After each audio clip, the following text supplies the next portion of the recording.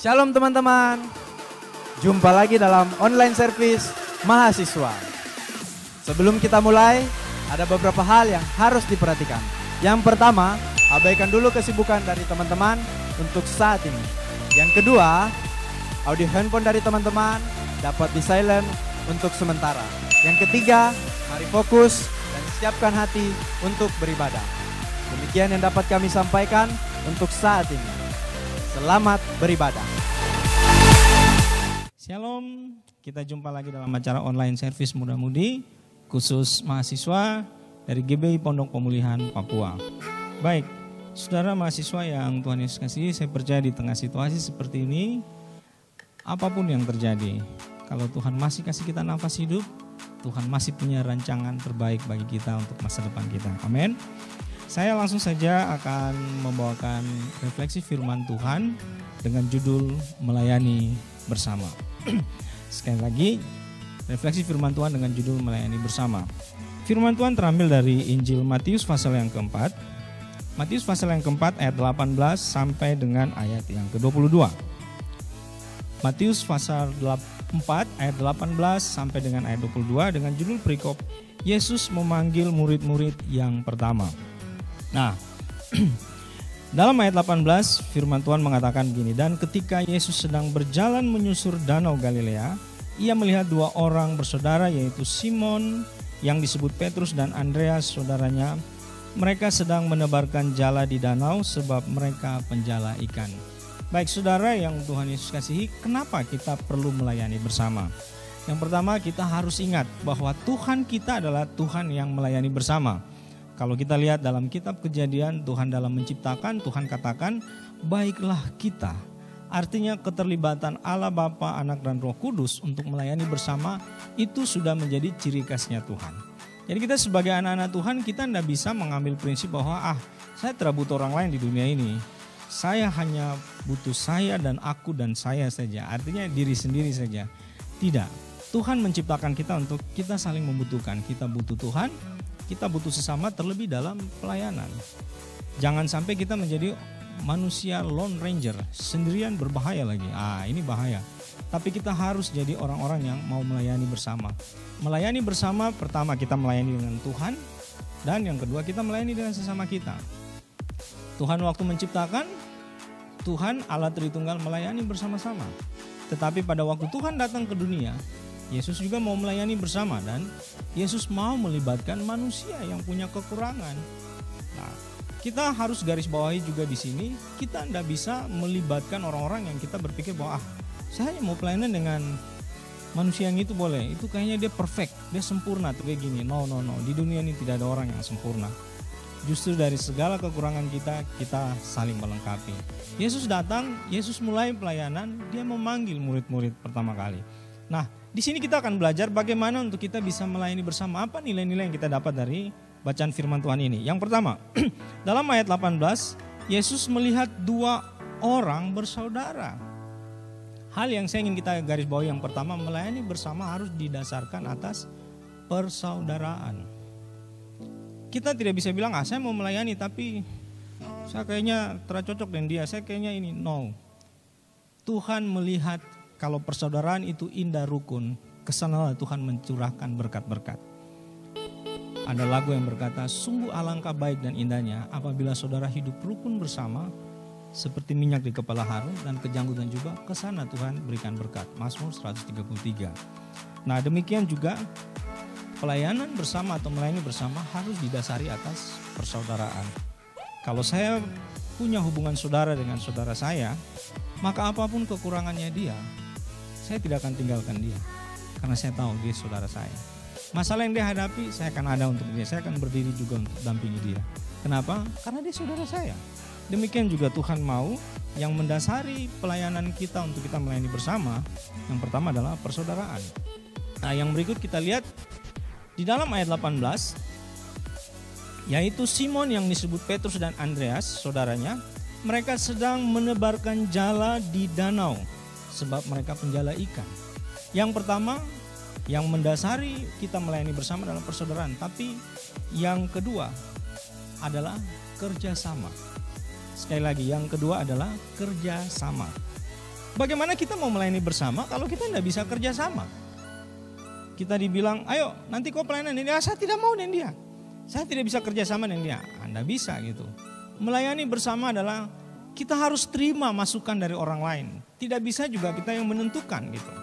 Jadi sekali lagi, yang pertama melayani bersama harus didasari atas persaudaraan. Yang kedua harus bisa bekerja sama. Yesus saja mau bekerja sama dengan murid-murid yang punya banyak kekurangan. Tapi Yesus tetap mau bekerja sama.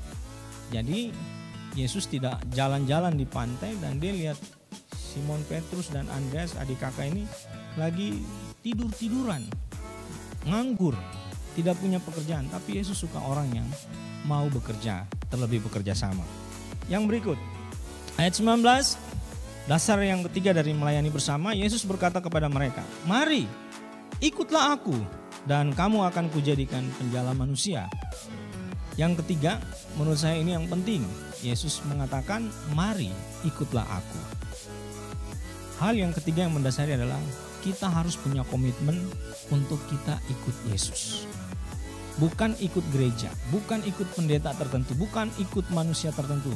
Tapi ikut Yesus itu akan mendasari kita melayani bersama. Mengikut Yesus keputusanku. Nah, ini harus menjadi pegangan kita. Yesus mau jadikan kita penjala manusia. Kita hanya perlu mengikuti dia saja. Oke? Lalu kita lihat yang keempat, ayat 20 dikatakan, lalu mereka pun meninggalkan jalannya dan mengikuti dia. Yang pertama, melayani bersama kita harus punya dasar persaudaraan. Yang kedua, harus bisa bekerja sama. Yang ketiga, harus bisa punya komitmen mengikuti Yesus. Tetapi yang keempat di sini, waktu mereka dengar Yesus menyampaikan itu, ada respon. Responnya mereka apa? Ketaatan. Orang yang mau melayani bersama, dia harus bisa taat. Taat yang pertama, taat kepada Tuhan. Taat yang kedua, taat kepada pemimpin. Taat yang ketiga, taat kepada komitmen bersama yang dibuat dengan orang-orang yang melayani bersama. Jangan kita buat komitmen, kita sendiri yang melanggar. Bagaimana kita bisa melayani bersama? Jadi ketaatan ini penting. Lalu kita lihat di sini ayat yang ke-21. Dan setelah Yesus pergi dari sana, dilihatnya pula dua orang bersaudara, yaitu Yakobus anak Zebedeus dan Yohanes saudaranya bersama ayah mereka Zebedeus sedang membereskan jala dalam perahu. Yesus memanggil mereka. Nah, saya mencatat di sini hal kelima dalam melayani bersama adalah tanggung jawab. Dalam melayani bersama adalah tanggung jawab. Yesus suka memilih orang dan Yesus mau pakai dia, Yesus mau pelayanan bersama dia apabila orang itu punya tanggung jawab. Dua murid yang di atas, mereka punya persaudaraan dan kerjasama. Mereka juga punya komitmen, respon mau ikut Yesus dan ketaatan. Tapi dua murid yang berikut, mereka punya tanggung jawab. Yaitu Yohanes dan saudaranya Yakobus, anak-anaknya Pace Zebedeus. Nah, mereka punya tanggung jawab. Di mana mereka membereskan jala bersama dengan ayah mereka. Dan setelah itu baru mereka tinggalkan perahu itu dan mereka mengikuti Yesus. Saudara mahasiswa yang Tuhan Yesus kasih, apa yang kau hadapi dalam perkuliahan saat ini? Apa yang kau hadapi dalam kehidupan masa depanmu? Dengar. Yang perlu kau lakukan adalah kau perlu ketaatan dengan Tuhan. Kau perlu tanggung jawab dengan Tuhan. Kau perlu berjalan mengikuti Yesus. Maka Tuhan akan memberkati hidupmu, perkuliahanmu, masa mudamu di dalam Tuhan. Tuhan Yesus, terima kasih. Kami bersyukur Tuhan masih memberikan kami nafas hidup.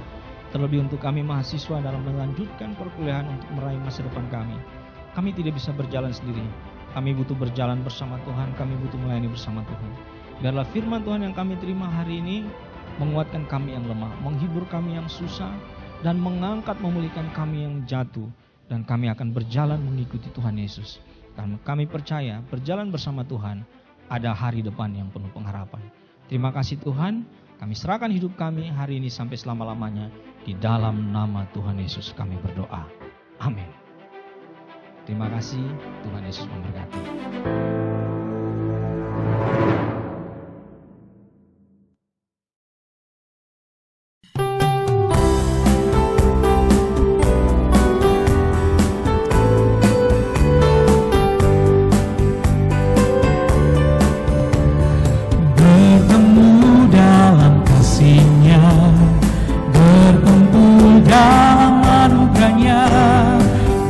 bersukacita semua di dalam rumah Tuhan.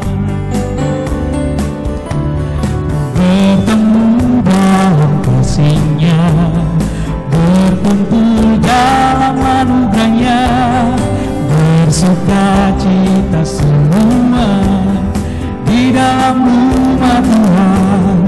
Oh saudaraku dan saudariku, Tuhan cinta dan mengasihimu.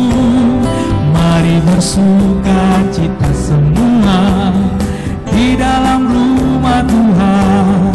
Oh saudaraku dan saudariku, Tuhan cinta dan mengasihimu. Mari bersukacita semua di dalam rumah Tuhan. Mari bersukacita semua di dalam rumah Tuhan. Mari bersukacita semua di dalam rumah Tuhan.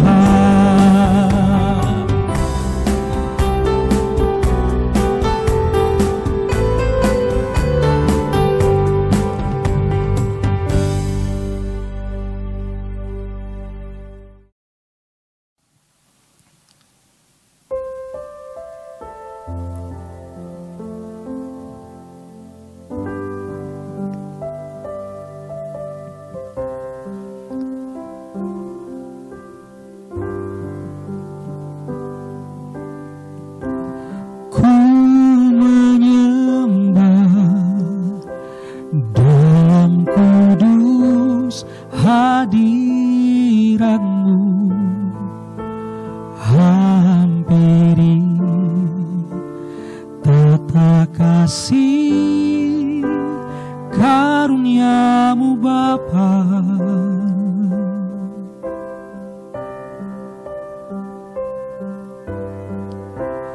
kekuatanku hanya dalam hadirat-Mu, Yesusku. Hanya Kaulah segalanya.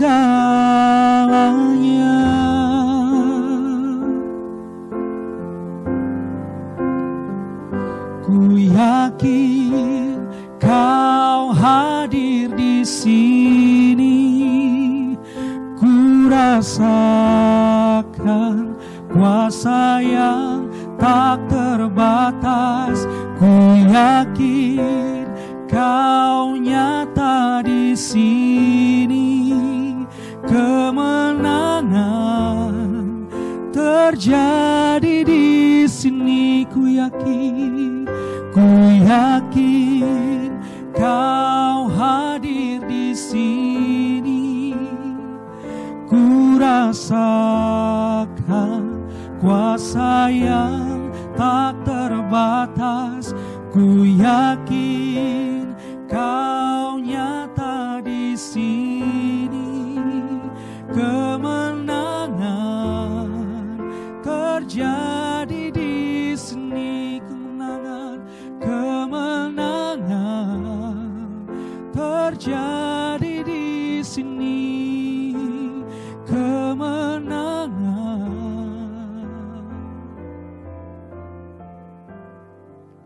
terjadi di sini.